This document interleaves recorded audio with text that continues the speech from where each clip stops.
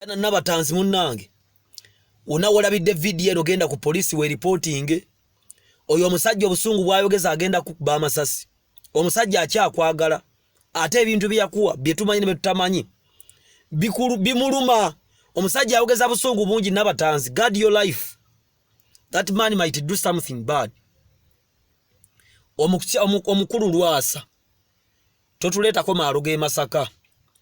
va ku mwana muwala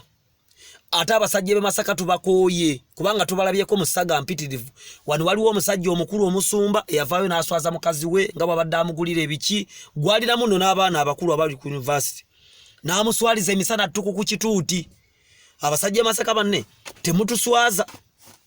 ekira dana nabatanzi genda we reporting ku police oyo omusajja obusungu bwalina agenda kutuusaako obulabe kubanga akisobola ndabo obusungu bwayogeza bungi n'omukwano gwakulinako kyokka omukwano gwo kugenda kufuuka obutwa kati gwagaze kugenda kufuuka obutwa naye nabatanzi dana kino kimanye omusajja okyakoze ekitiibwa kyakitutte emyaka ne beginaayita kikyayinza okubeera ekizibu okukizza abaana ab'obuwala mbabuulirira ddala abasajja kikeekyo bwe kibanga kiyinzika kubanga waliwo okubanga tekisoboka bwe kibanga kiyinzika abasajja kikeekyo mubeesonyiwe mukole emirimu gyammwe ntera nnyo okwogera n'abawala n'abalenzi nembaga nti bannange ensi si nnyangu omusajja ng'oyo akussamu abantu bawulira batuga gundi bamutuze omuwala bamutuze bamurepinze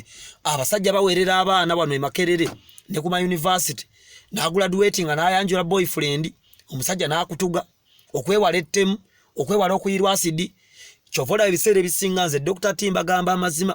olibwa omusango kubo nga afudde nga bamurepinze okurepinga si kirungi n'okutta si kirungi naye sooka onoonyereze ye gwe basse yakoze musango ki ebintu ng'ebyo bituza abaana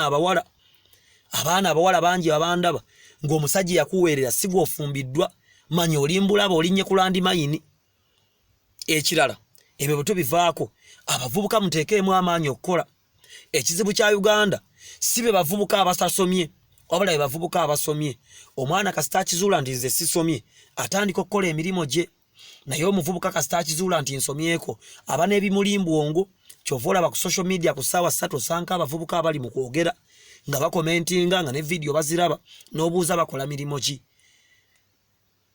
ntera nnyo okuwakanya ekintu ekigamba nti mu ggwanga lya Uganda temuli mirimu emirimu mwegiri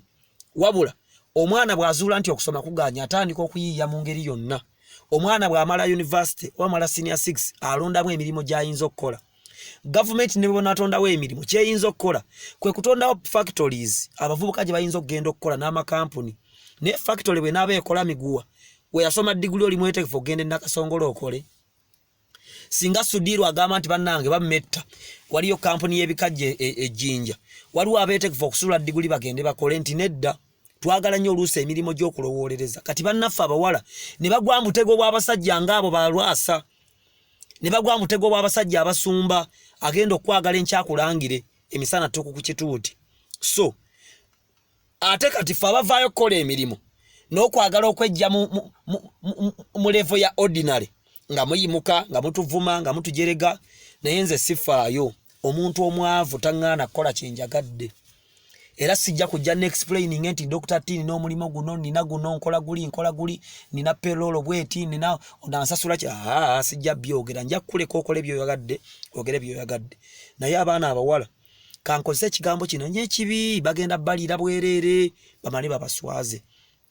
oluusi bakutuge oluusi bakutte so mind about your life mu Uganda mulimu opportunities impitirivu naye bw'onaaba tokkiriza kuddugala togenda kuzifuna onaaba olowooza nti bonna agenda ebweru eggwanga waliyo akasente abaliyo bajja kukuga nti ho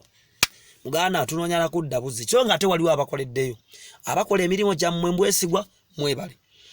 abataagala kukola abalowooza nti ensi ojja kugobera bannabyabufuzi oswadde